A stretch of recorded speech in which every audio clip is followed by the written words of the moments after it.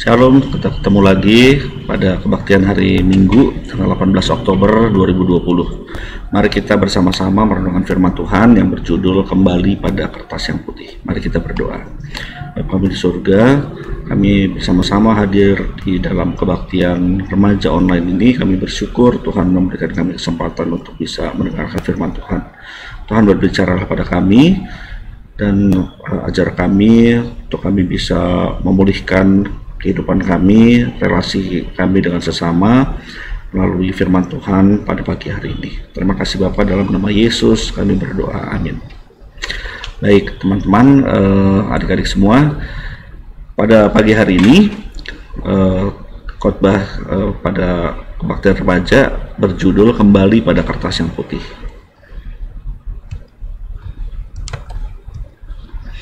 Diambil dari Kejadian 31 ayat 43 sampai 55 sebagai berikut. Lalu Laban menjawab Yakub, "Perempuan-perempuan ini anakku dan anak laki-laki ini cucuku dan ternak ini ternakku. Bahkan segala yang kau lihat di sini adalah milikku.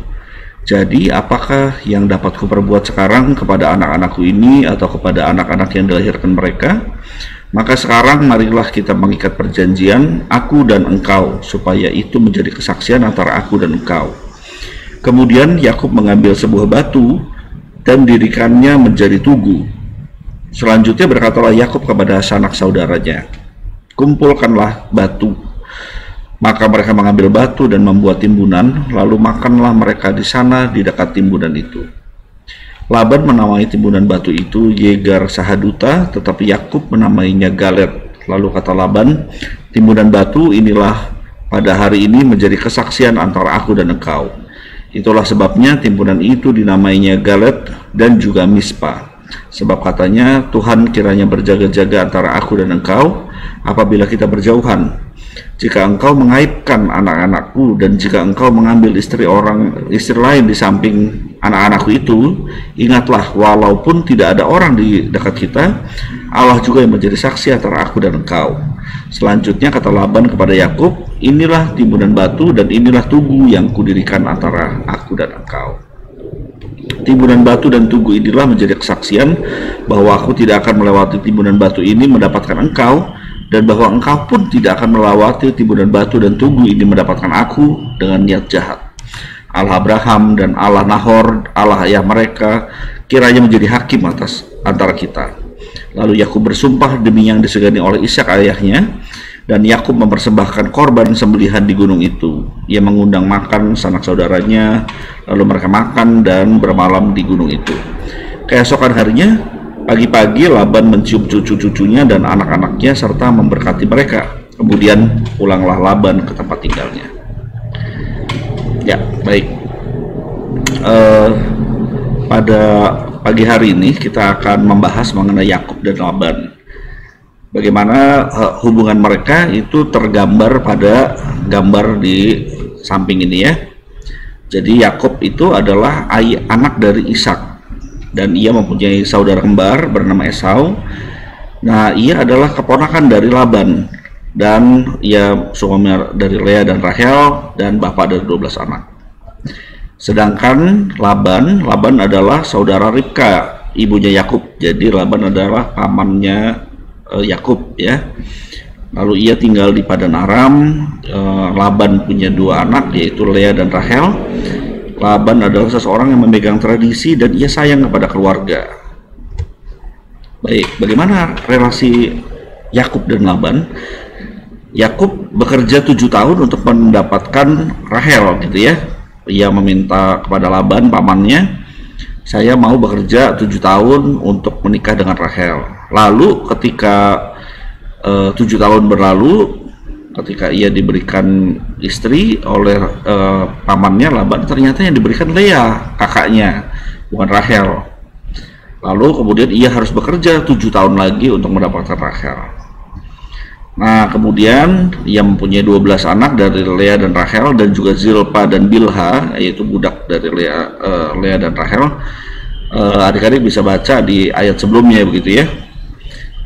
Nah, konfliknya antara Yakub dan Laban itu sebetulnya adalah pada waktu setelah Yakub bekerja 20 tahun, kemudian ia mau berhenti bekerja untuk Laban. Dia bilang, saya mau mengelola keluarga saya sendiri, begitu ya. Saya mau ajak istri saya, mau ajak keturunan saya, semua pindah, mau pulang kampung lah gitu.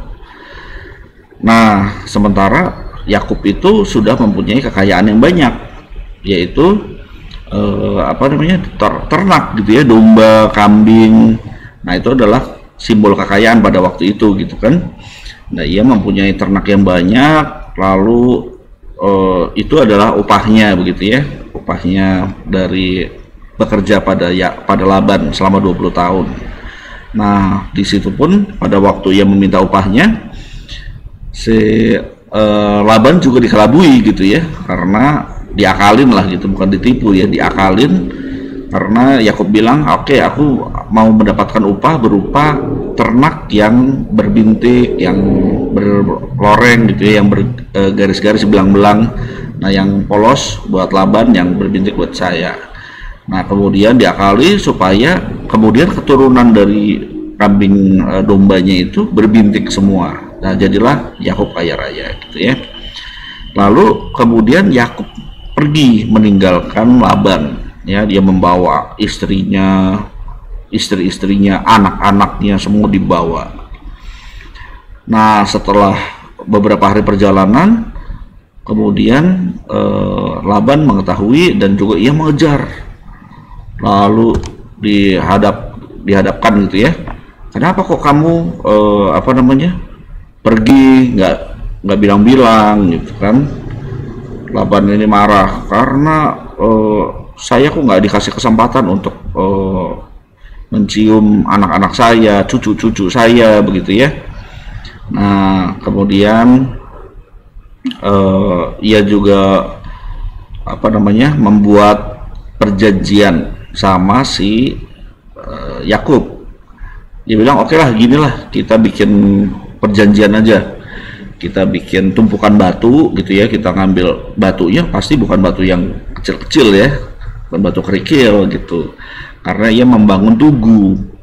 Nah, dia tumpuk batu-batu itu mungkin seperti yang ada di gambar ini gitu ya, lalu dinamai Galet dan Mispa. Itu adalah nama yang diberikan oleh Yakub, sementara Laban memberi namanya Yegar Sahaduta. Yegar Sahaduta itu artinya tumpukan batu yang menjadi saksi, sama seperti Galet gitu ya. Itu juga sama, artinya tumpukan batu yang menjadi saksi. Jadi ini loh tanda perjanjian kita, saksi perjanjian kita gitu ya. Nah, sementara Yakub memberi nama juga Mispa. Mispa itu menara jaga, artinya Tuhan yang menjadi yang hadir di situ, yang menjadi pengawas begitu ya, pengawas atas perjanjian ini gitu. Lalu itu menjadi tanda kalau misalnya Laban tidak boleh melewati batas itu, melewati tumpukan batu itu untuk mencapai ke Laban, Yakub tidak bisa mencapai ke Laban, dan Laban tidak bisa mencapai ke Yakub dengan niat jahat. Jadi itu adalah tanda perjanjian gitu ya. Nah, untuk mengingat juga. Nah, dengan demikian hubungan mereka menjadi baik kembali, menjadi pulih gitu. Nah, kalau teman-teman mempunyai konflik, mempunyai masalah dengan seseorang, dengan adik, dengan kakak, atau dengan teman, atau dengan orang tua, dengan guru, dengan tetangga gitu, apa yang kira-kira teman-teman atau adik-adik rasakan? Mungkin saya bisa menebak gitu ya. Yang dirasakan adalah seperti yang digambar ini. Jadi ada sebuah jarak yang jauh gitu ya, ada gap, ada jurang antara antara kita dengan orang yang bermasalah dengan kita gitu ya. Jadi kita kayaknya nggak bisa nyambung gitu. Kita mau ngelihat aja kayaknya udah sebel, mau papasan belok aja gitu. Jadinya kita nggak damai sejahtera juga ya. Nah, terus bagaimana supaya kita bisa merasakan pemulihan, nah ini ada 3 aspek ya adik-adik. Bisa pertama-tama adalah pemulihan dengan diri sendiri. Nah, apa sih pemulihan dengan diri sendiri itu? Kita harus mengawalinya dengan menerima diri kita sendiri dengan segala keberadaan kita gitu ya. Jadi kita tentu hidup ini ada kelebihan, ada kekurangan. Kita tentu merasakan lebih fokus pada apa sih kekurangan kita begitu ya.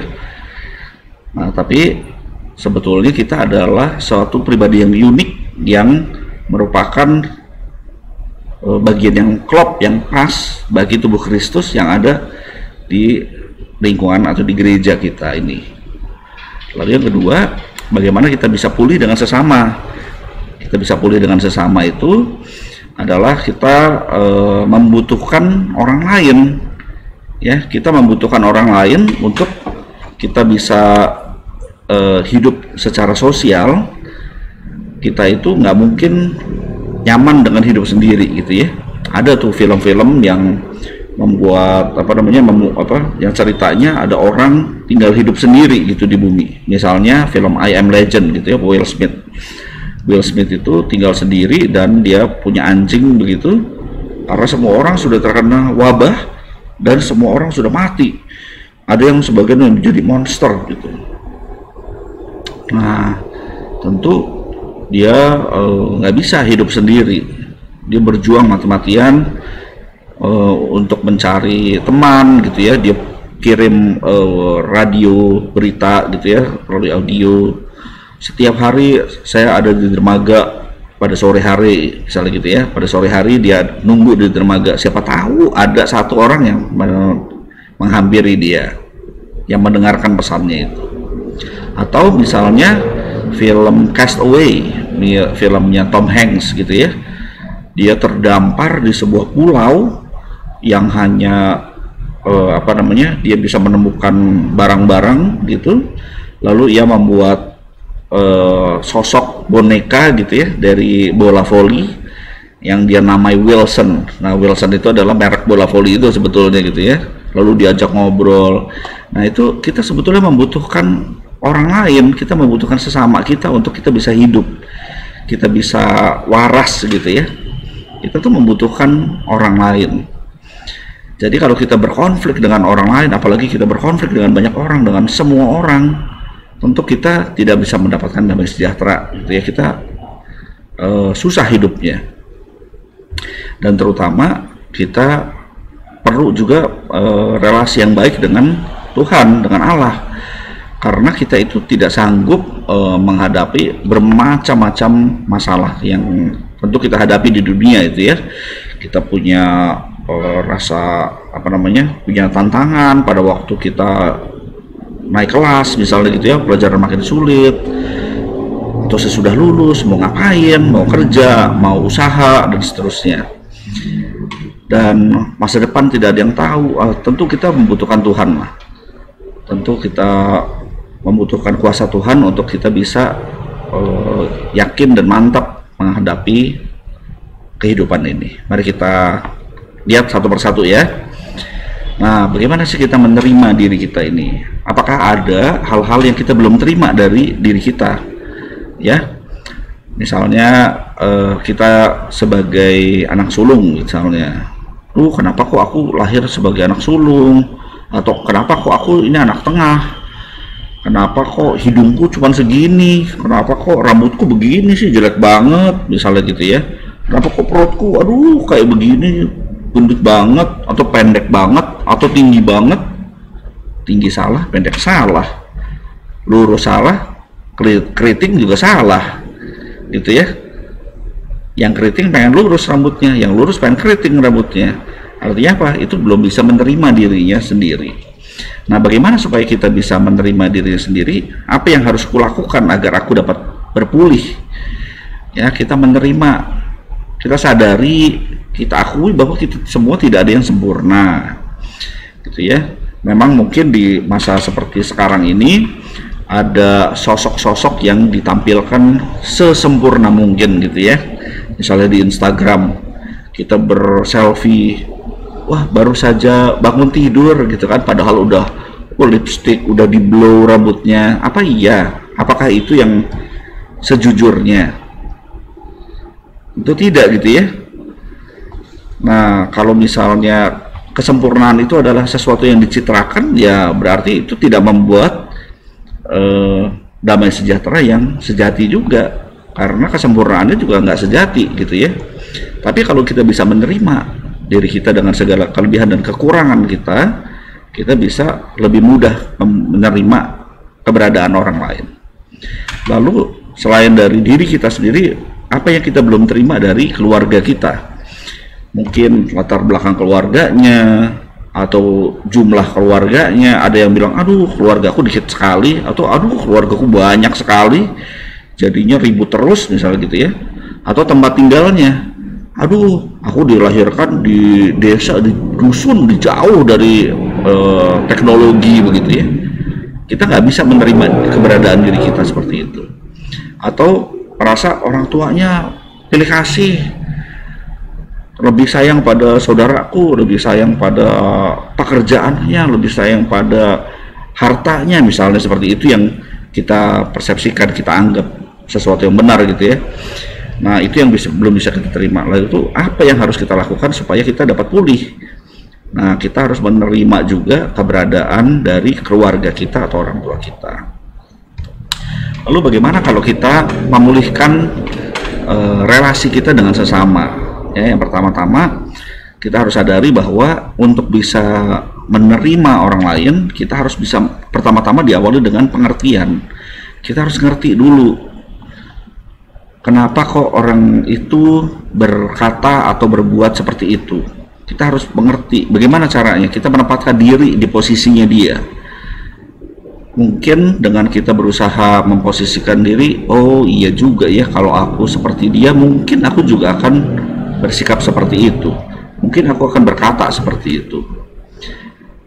Mungkin kalau aku punya latar belakang seperti dia, mungkin aku juga seperti itu, mungkin lebih parah kali ya gitu. Kita bisa mengerti kalau kita memposisikan diri kita dari posisi orang lain tersebut yang menyakiti hati kita gitu ya.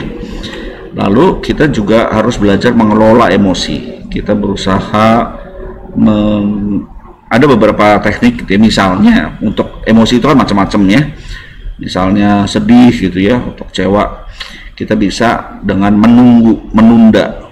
Jadi kita ada sesuatu yang memicu emosi gitu ya.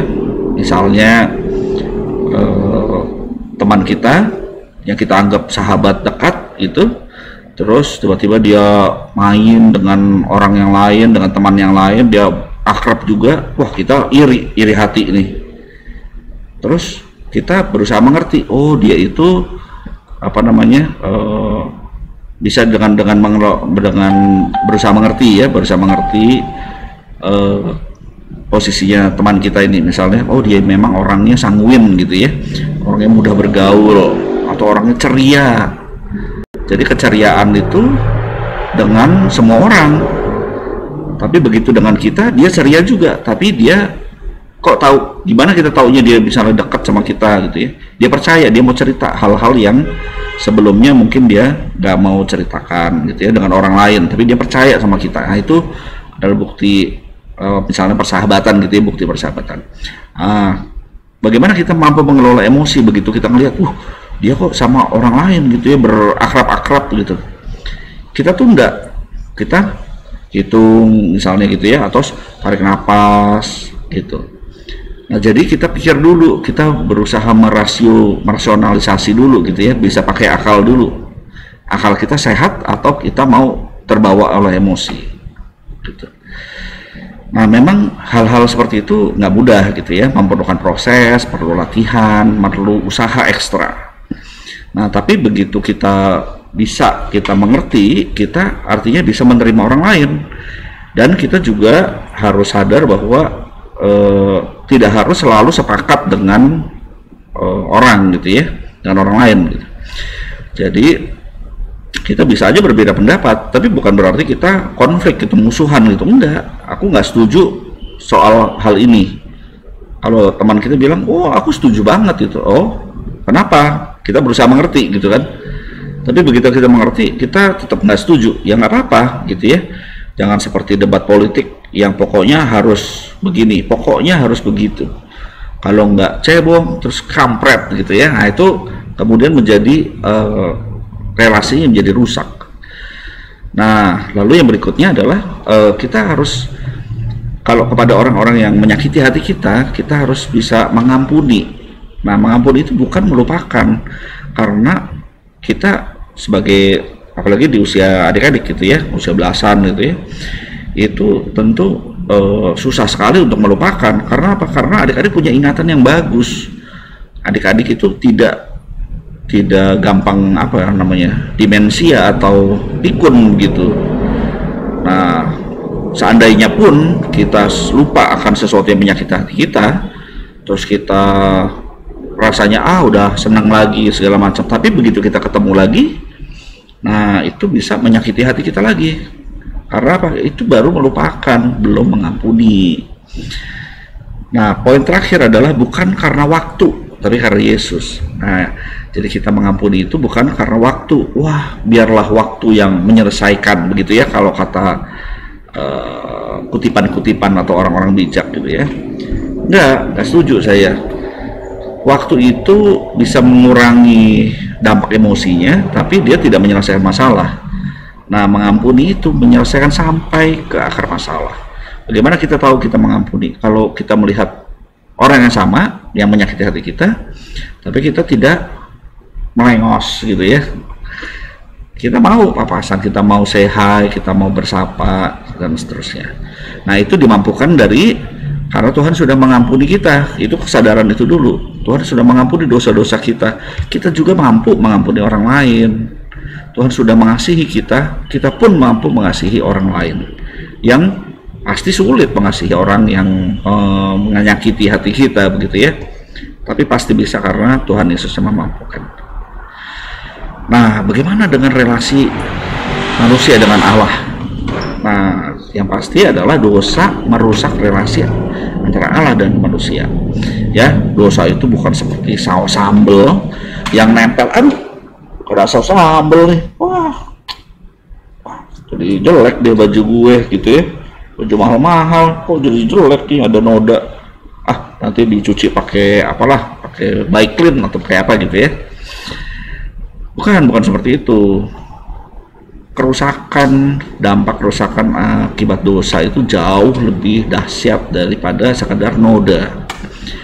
Ya, kalau teman-teman ingat di perjanjian lama ada, kalaupun dosamu merah seperti kirmizi gitu ya, itu bukan kain yang ternoda saus sambal atau saus tomat warna merah, bukan, itu menjadi merah, benar-benar merah gitu.